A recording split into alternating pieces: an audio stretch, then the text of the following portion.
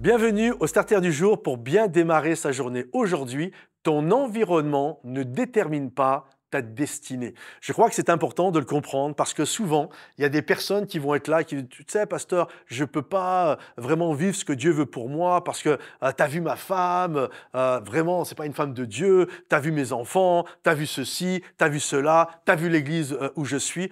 Comprenez ceci, j'ai vu des gens tout changer dans leur vie. J'ai vu des gens changer d'église, changer de ville, changer de femme, changer d'enfant, changer de chat et de chien. J'exagère, mais à peine. Ils changent tout, mais finalement, rien ne change. Ils ont toujours la même vie. Et on doit comprendre que ton environnement, si ton cœur est vraiment connecté à Dieu, ce n'est pas ton environnement qui va déterminer ta destinée, mais ce qui détermine ta destinée, c'est ton attachement à obéir à la volonté de Dieu pour ta vie. Regardez Samuel, le prophète Samuel, son histoire est tellement parlante. Sa maman, Anne, rêvait d'avoir un enfant et la Bible nous dit qu'elle n'arrivait pas à avoir d'enfant. Et là, elle a fait un vœu à Dieu. Elle a dit, si Seigneur, j'ai un enfant, je te le donnerai, je te le consacrerai. Et l'année suivante, elle a eu un enfant. Et lorsque l'enfant a été sevré, donc assez jeune quand même, elle l'a apporté au temple et elle l'a donné au prêtre Élie, à ne pas confondre avec le grand prophète Élie. Là, c'était un prêtre qui s'appelait également Élie et qui était un prêtre assez médiocre.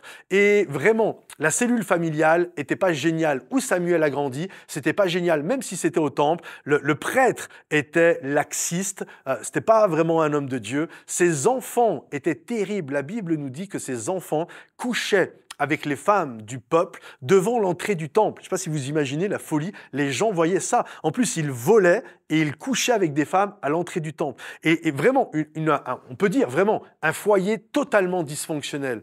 Et Samuel a grandi dans ce foyer dysfonctionnel. Pourtant, la Bible nous dit ceci, Samuel grandissait en grâce et en stature devant Dieu et devant les hommes. Et on doit comprendre cette réalité. Samuel, tout était là pour qu'il soit totalement éloigné du cœur, de la pensée, de la volonté de Dieu. Tout était là pour le faire grandir dans le laxisme, dans le vol, dans le mensonge, dans la pornographie, bref, tout ce qui peut être terrible et mauvais. Mais Samuel a su garder son cœur. Il aimait Dieu de tout son cœur, de toute son âme. Et un jour, Dieu l'a appelé et il a dit, ton serviteur t'écoute. Donc Dieu peut te parler même au milieu d'un endroit totalement pourri, d'un endroit totalement mauvais, dans un lieu totalement dysfonctionnel, mais parce que ton cœur est attaché à Dieu, alors tu vas vivre ce que Dieu désire que tu puisses vivre. Donc ne laisse pas